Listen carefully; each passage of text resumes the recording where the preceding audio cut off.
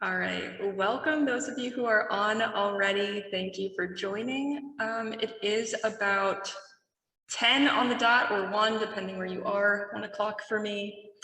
And today we are going to be going through, I know I preach this all the time and you're probably annoyed about hearing it by now, but we're going to be going over some social media and video tactics specifically.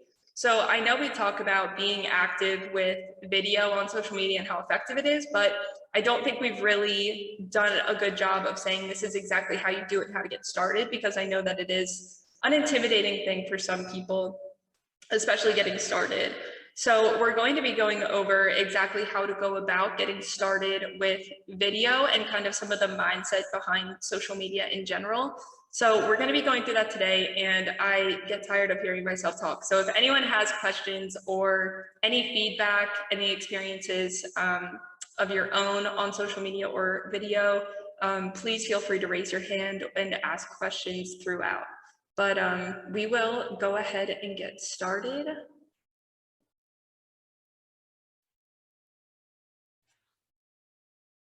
Okay, so this is specifically video content.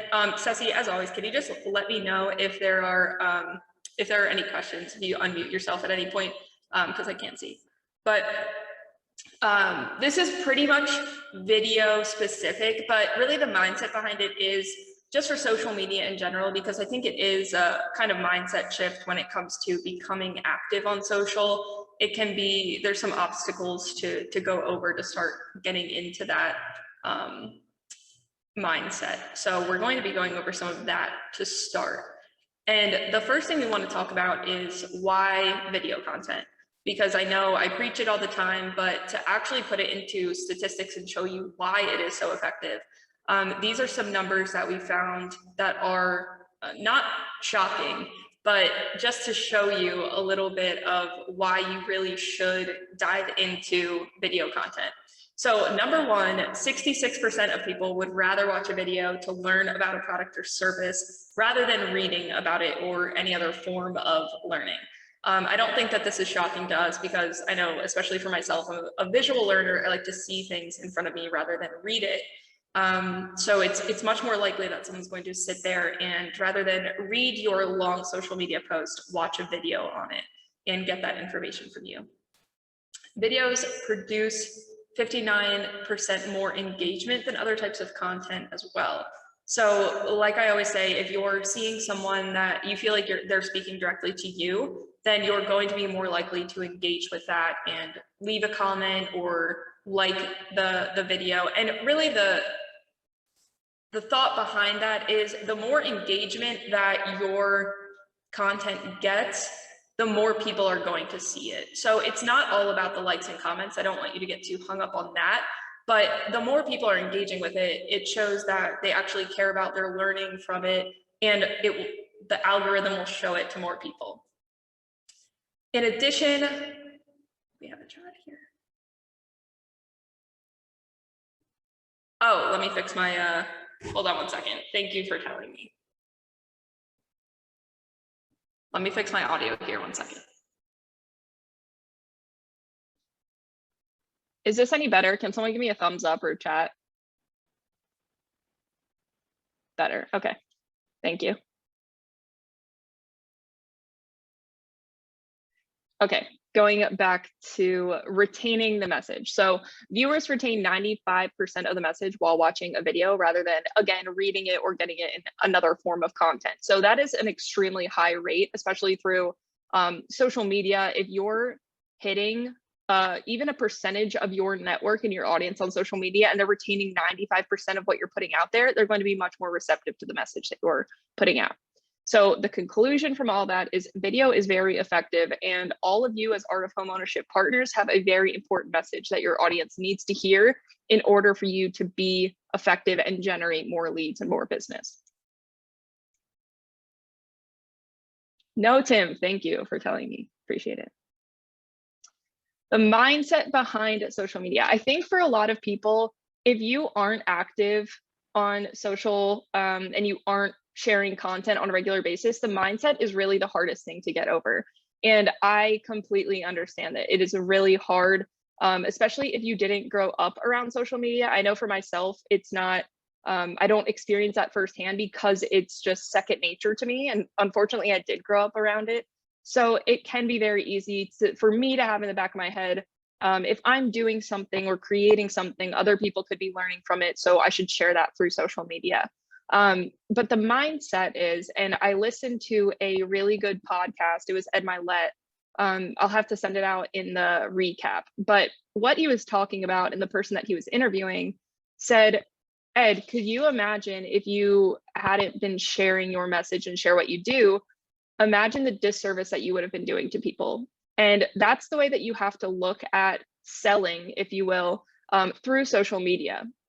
So if someone else in your network, if they end up going to Quicken or whatever, click button, get mortgage, and they didn't choose you because they didn't know that you were in business or know of the value proposition that you have, then you are screwing them over. That is the mindset that you have to have behind it. And I know it's a little extreme, but you're really doing them a favor if you're sharing and telling them why you're more valuable, or even educating them in any sort of way. If you're just telling them this is what your mortgage professional should be doing for you, and even if they go to someone who is more valuable than Quicken, that's still a win and you're still doing them a favor. So you're not, it's very easy to think this, but for sharing your value and what you do and what you're passionate about on social media, that is not you oversharing, it's not showing off, and it's not being salesy if you're doing it in the right way. If you're creating value, you're educating your audience, and you're asking your audience to take action with something, even that taking action, you're not being salesy, you're just offering to help them with something. And that is very dependent on the call to action that you include in your posts. But if you're creating value for them, they're going to be much more receptive than you just saying, hey, I'm a mortgage professional, schedule time with me, rather than saying, a good example is the Zillow iBuyer experience that just happened, or incident.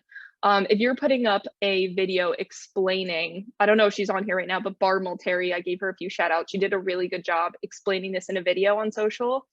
She explained what iBuyer is, why it failed, and the importance of the lesson to take away from it, which is work with a mortgage or real estate professional who is going to have that local experience and give you value and guidance throughout the whole process, rather than some form of automation or technology. So make sure that when you are approaching social media, you're doing it with a value-driven mindset, just as you all already have being Art of Homeownership partners. You obviously want to create that value for your clients. So just make sure you're communicating the same thing through social media. So as I've been saying, video is the best form of content to be putting out on social. Now, I know that this is a very intimidating thing to approach, and a lot of people get nervous when getting in front of a camera, which is, again, very understandable. But I was actually just talking to someone today who is very active with video, and he said it's really funny to look back on my content at the very beginning and how awful it was, but it was still creating value and people still responded really well to it. So it really doesn't matter. I know I say this all the time, I harp on it, but it doesn't matter what you sound like or look like if you're stuttering. Your audience really genuinely doesn't care. We're much harder on ourselves than everyone else is on us. So preparing for video content, I think one of the hardest things is coming up with topics to talk about when creating these videos. So the mindset that you have to have is, what does my audience need to know right now? And sometimes this can come to you from clients that you're working with that have certain questions throughout the process, because it's likely that other people also have those questions. Or it can be you as an advisor and an expert knowing things that they don't even know that they don't know. So like the iBuyer experience is a really good example. It's likely that consumers didn't even know that iBuyer was a thing. So educating them on something that you are an expert on, even if they're not necessarily asking those questions. So I would strongly suggest have a swipe file or a content inspiration sort of, whether it's a piece of paper or a folder on your computer, and just jot questions down as you go and just have it in the back of your head all the time. Anything that happens throughout your day, what could I create a piece of content around? and just have that for inspiration, and schedule time throughout your week to shoot videos or create content. And then you can always refer back to those notes in order to come up with the content. Mark, yes, I will reach out to you. Script versus no script is something that I touch on a lot, because a lot of people, to feel comfortable, they do want to use a script, which is very understandable. I actually had a situation with my own dad. So my dad is in business development and he wanted to start creating these videos. So he just used Loom on his laptop, and he did use a script the first time that he shot them. And he sent it to me and asked for feedback. I said, Dad, you can very easily know that you're using a script. It sounds very stiff when he was talking. So my advice for him was just put a few bullet points. He's a very good talker, as I'm sure a lot of you are, being in a sales role. So compile a few bullet points of what you want to hit on, just to make sure that you talk about those things, but go off of the bullet points rather than a script. If you need to use a script for the first few times, you can use an online teleprompter. So what you can do with that is, it's free. You just go online and you can copy and paste text. So if you write out a script and put it in there, you can adjust how wide or narrow it is. And what this does is it makes it look as if you're not necessarily reading. Your eyes aren't going back and forth as much. So it can be a little more natural. My suggestion is to view a script as training wheels for your video content. So you will start to get more comfortable in front of a camera, even if you're, just using your computer, laptop camera, whether it's Zoom or StreamYard, you will get more comfortable. So as you do, start to stray away from the scripts, and your video content will seem a lot less stiff and a lot more natural and conversational. So like I said, using bullet points is a great way to still hit on the points and the topics that you want to cover, but just be a little more relaxed. Talking about a setup when it comes to content creation. A lot of people want to, I want to be active on social media, so I'm going to go out and I'm going to invest in all of this equipment so that I start recording. My suggestion would be, if you want to go the most simple and you just want to start getting consistent, just use your phone camera. It might not be the top-notch quality. It depends what camera you actually have or what phone you have, because a lot of them are even better quality than some cameras. But just make sure that you're going to be consistent with it before you start to invest a lot of money in this process. Because it's tough. And I think the biggest thing with a lot of people is being consistent. So start with your phone camera and just record, even if it's a selfie video explaining something. That is much better than even just putting up a graphic or a static post. It's going to be a lot more engaging and it's going to seem natural. I think I said it before, but there is a company that they record videos for people in the mortgage industry. And a lot of it is, even the lighting that they have makes your eyes glow, and it makes you look like you're not even a human being. It almost looks like an animated video. So that, in that case, you come across as very polished and like unapproachable almost. So just make sure that you're being authentic and human in your content, and people will feel much more willing to engage with it. So the lighting situation, natural light is best. Even for my desk here, I set it up in front of a window because the natural light is, it's going to give you the best sort of natural lighting, obviously. But an inexpensive ring light is great if you are in a very dark environment, or you don't have that option of going near a window. The ring lights, I think you can get on Amazon for 20 bucks. So not too bad. The audio, I should really take my own advice here, but be mindful of where you're recording from an echo standpoint. So if I'm recording a video, I will even put some blankets around you. If you don't have, you can go on Amazon and get the noise absorption pads that you can kind of put on the walls if you're getting fancy with it. But just be mindful of where you're recording. If you have wood floors, it's going to be a little bit of an echo, which really isn't the biggest deal. But you can get mics that hook up to your phone or your laptop.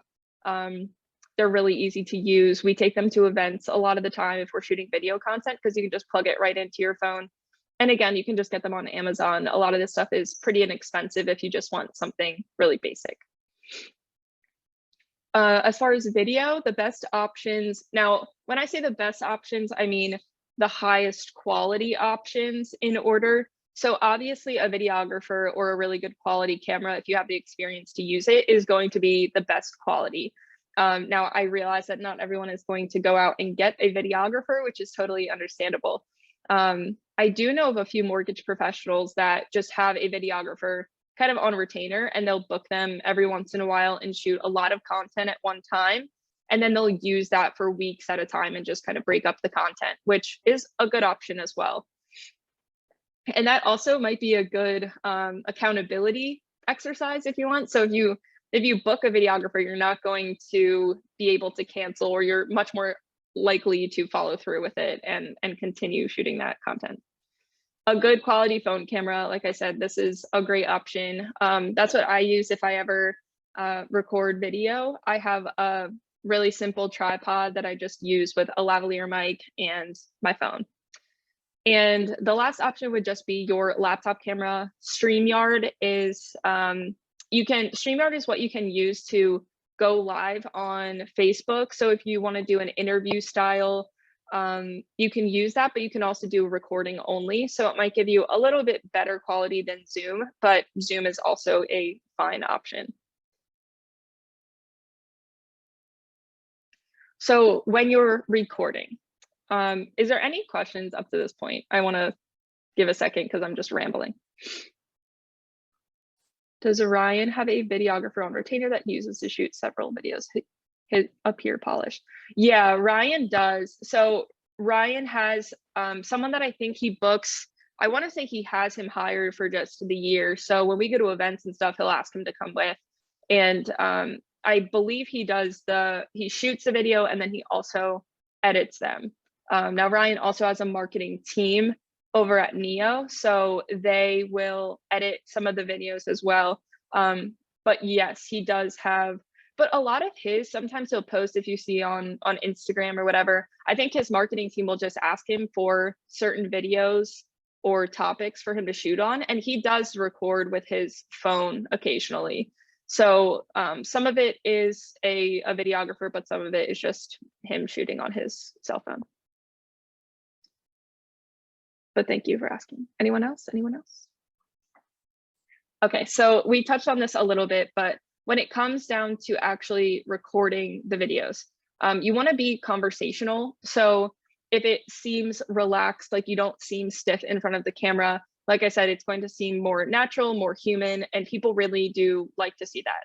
And I would encourage you to put yourself in your audience's shoes. So when you're scrolling through social media, think about the things that you respond well to. So if you see a video of someone that's really stiff and seems uncomfortable on camera, it's much more likely that you connect to them on an emotional level, I guess you would say. So if you seem more natural and human, people are going to be more likely to reach out. Don't worry if everything isn't perfect. Like I said before, if the lighting's not great, if you make a mistake or you stutter, it's really not a big deal.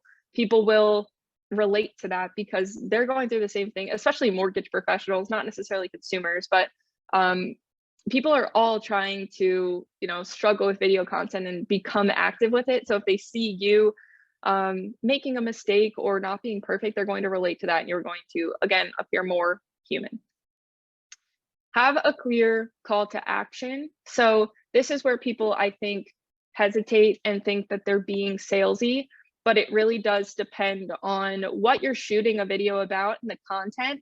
That's going to depend on, or the call to action is going to depend on what you're talking about. So if you're talking about a rent versus buy, the call to action could be schedule time with me using the link and we'll compare your current rent with a potential mortgage payment.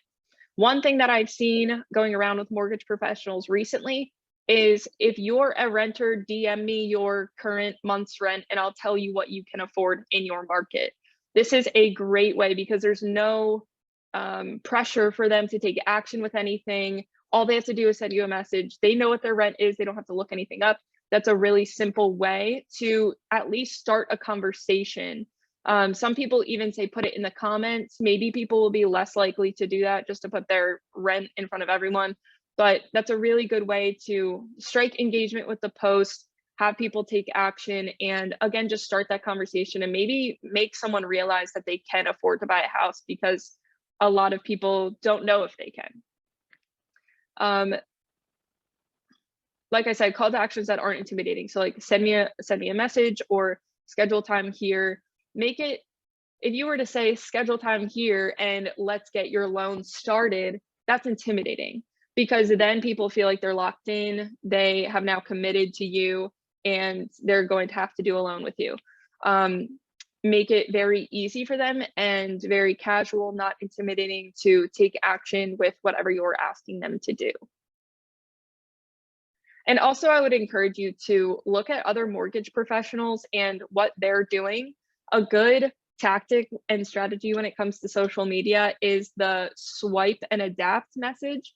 So what you can do is look at what people are posting and what is driving a lot of engagement. And I would not encourage you to just copy that and do the same exact thing on your own social media, but make it better, make it your own, put it into your own words, and use the same strategy. Because if it's working for someone else, it's likely going to work for you. I think I see the same thing over and over again on social media, but I also have to remind myself that I'm friends with a lot of mortgage professionals. So all of their network is going to be consumers, not other mortgage professionals necessarily. So if you're seeing the same thing over and over again, it's probably because you have a lot of mortgage people in your network, but you have to remember each of those mortgage professionals has consumers in their audience on social. So it's a completely different set of people that is going to be seeing that. So if you take someone else's, mortgage people might see it, but the same consumers are likely not going to be seeing the same content. When it comes to editing video content, again, I'm going to pause. Does anyone have questions about anything up to this point? Any experiences that people have had when shooting videos? Anything at all? I can keep rambling if you'd like.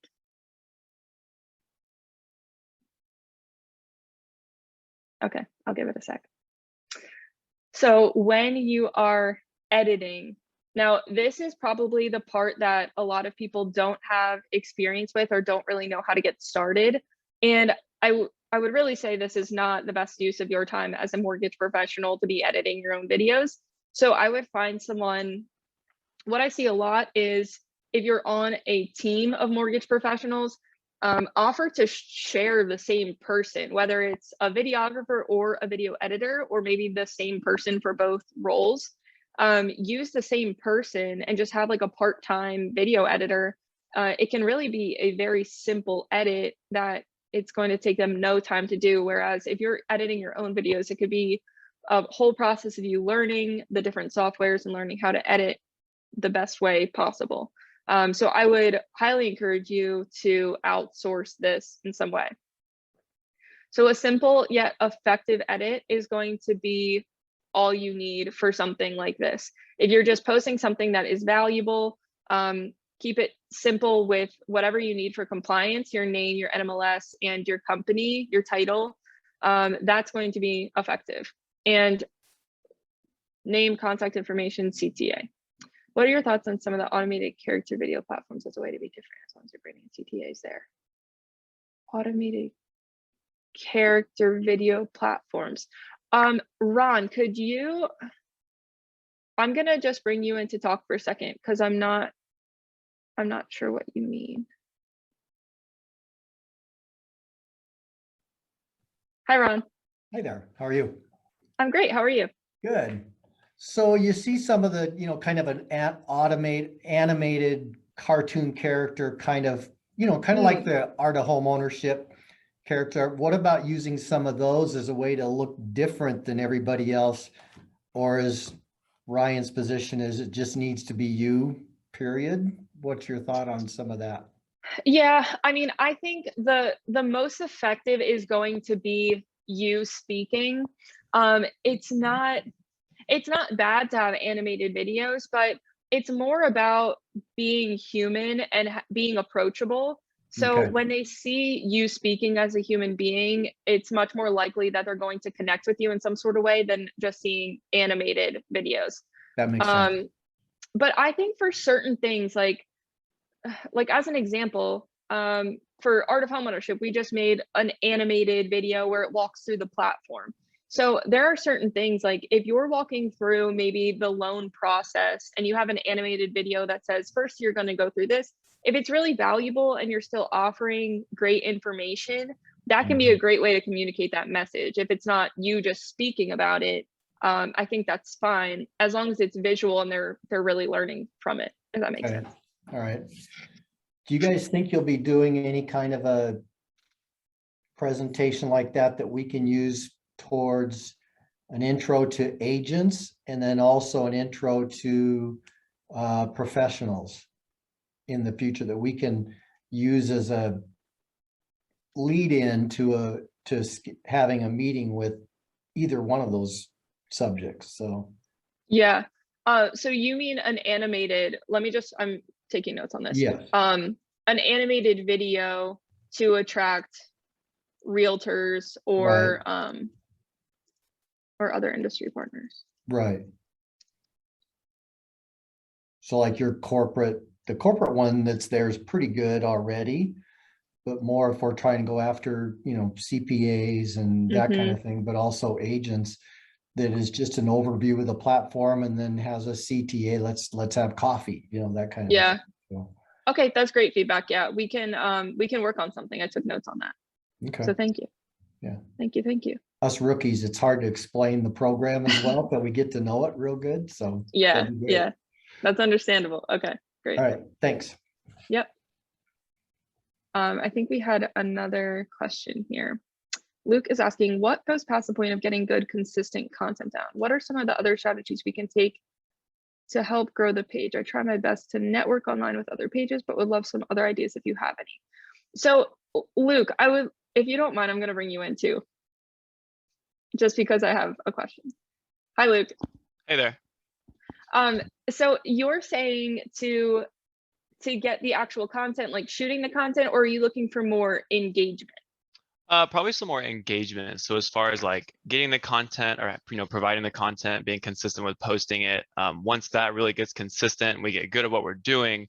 What are some other strategies we should take to help grow the page even more? So like I said, I try to go in and do networking and definitely comment on other people's posts and pages and, send people posts and DMs, kind of like in real life with networking, but, virtual because it's social media. But was wondering if you had any other strategies or ideas we could take once we get to that point. Yeah. So are you doing that outreach and engagement with your page or with a profile on, like, let's say Facebook? Well, it'll be both. So on Facebook, okay. It would be both profile and then also page. Okay. I've found that, and kind of like a way to think about it is your business page is kind of like, it's like talking about like Wi-Fi. So your business page is kind of like the Wi-Fi and it's giving off the signal, but then your computer or your personal page is where you're actually developing the connection.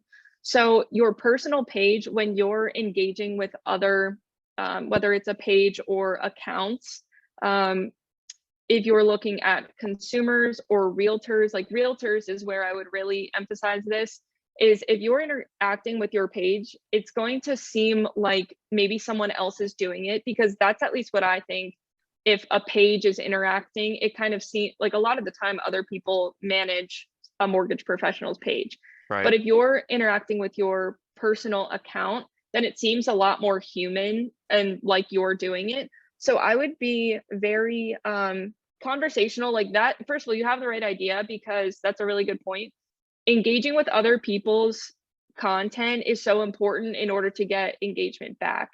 So think about the people that engage with your content on a regular basis. And when you see their content, you're much more likely to take action on it, whether it's like it or leave a comment. And just be genuine when you're doing that. So genuine engagement is probably better than just standard kind of fake comments that you leave on people's content. So say what you like about it. Say if you relate to the message that they're putting out. And then something that is undervalued, I think, is engaging through stories. So when you're going through someone's story, whether it's reacting or responding to it, that's a really good way to start a conversation because they're more likely to respond and keep the conversation going in their inbox rather than on their post with comments. Did that answer your question at all? Or Yeah, no, do you want to like you take got it a a lot step of further? good, if you would like to, I mean, you gave a lot of good information there. Yeah, that's a lot of really good actions we can be taking. And I would just say consistency is the most important part because as you continue to engage with the same profiles, I actually walked through this with a mortgage professional just the other day. So when it comes to realtor partners, identify 3 or 4 realtor partners in your market that you would like to connect with that you aren't already, or do business with, I should say, and connect with them on social media. And don't ask them to get coffee, don't ask them to take action on anything, just connect with them and start to engage on their posts. So respond to their stories, and make sure that it's a good fit too, because a lot of the time you'll see content and you'll understand and you'll know if it would be a good fit to do business together. So make sure that it is a good fit. And if you are a value-driven mortgage professional and you see realtors posting about being valuable and being an advisor to their clients, then after a while, as you start engaging and you continue seeing the content and they continue seeing your name, then you can reach out and say, hey, I think that our values really align, and they've already been seeing your name, so it's not spammy for you to reach out. You know, I would love to talk sometime. They get multiple, you know, offers to get coffee per day. So just try to be different a little bit. Just say, I would love to have a conversation about how I could help you in your business. No one is ever going to turn that down because you're just coming to them with value rather than asking them to do something for you. That's awesome. Good stuff. Thank you. Yeah, you're welcome. Thanks for asking. Any other questions before I go? I think we're almost at the end here with video editing. Okay, pop them in the comments if you have them. But other than that, so we were talking about the video editing and getting someone to, hiring someone part-time to edit your videos. So really all you need, like baseline, is name, your contact information, and I would include a call to action in the video and within the post copy. So when you shoot the video, the end card to your video can be the call to action, but then you should also say renting versus owning. So talk about renting versus owning, why it's a good idea to buy rather than continue to pour money into rent that's getting you nothing. And at the end, say, if you're a renter and you want to know what your options are, just reach out to me and I'd be happy to jump on a call with you. Again, make it not intimidating, and make sure that you're communicating that through the video and in the copy. Make sure that the call to actions align and that you're not asking them to do different things, or they're going to be confused and not take action at all. When you're editing, so if you have someone on your team that you kind of have as a general social media role or something that could align with this, you know, video production, video editing, some really simple softwares to use.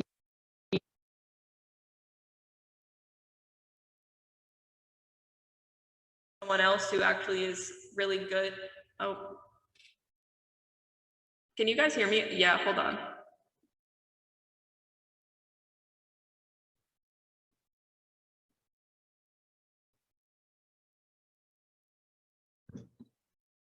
Okay, can you hear me now? Good? Okay, sorry about that. Where was I? iMovie. So if you are,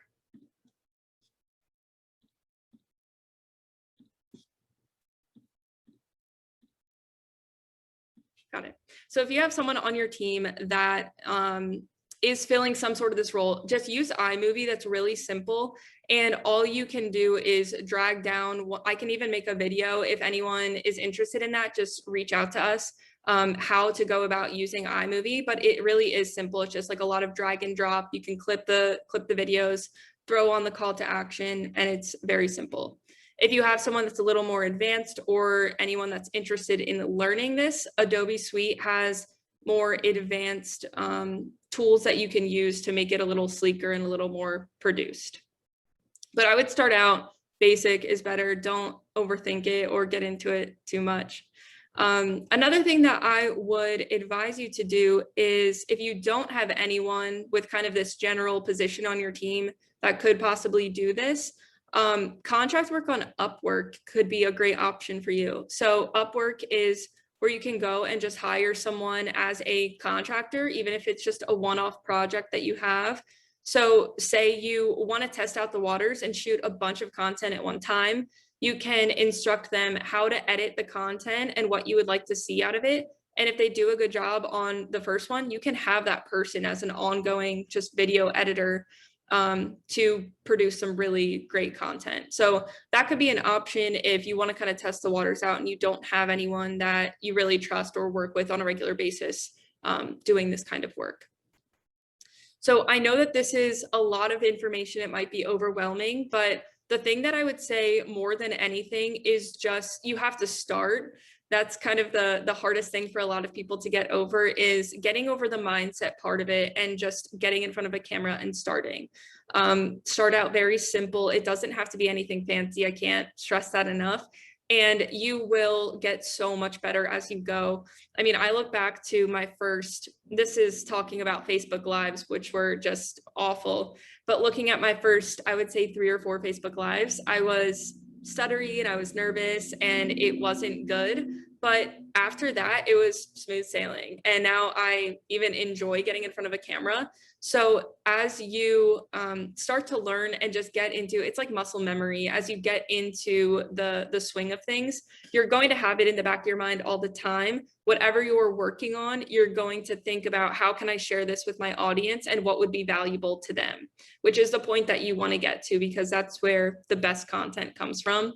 So if you have questions moving forward, you can always, Mark, I know I saw your message and I'll reach out to you after this, but you can always reach out to the team if you have questions, and we can do more trainings on this if it's helpful. But my message to all of you is to just take action. So if there are any more questions, just throw them in the chat and I'll hang around here for a few minutes. But other than that, I think we're good to go.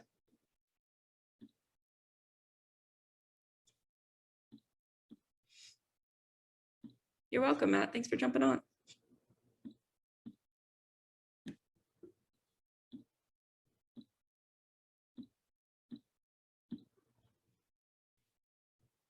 Thanks, Tim. Thanks for jumping on.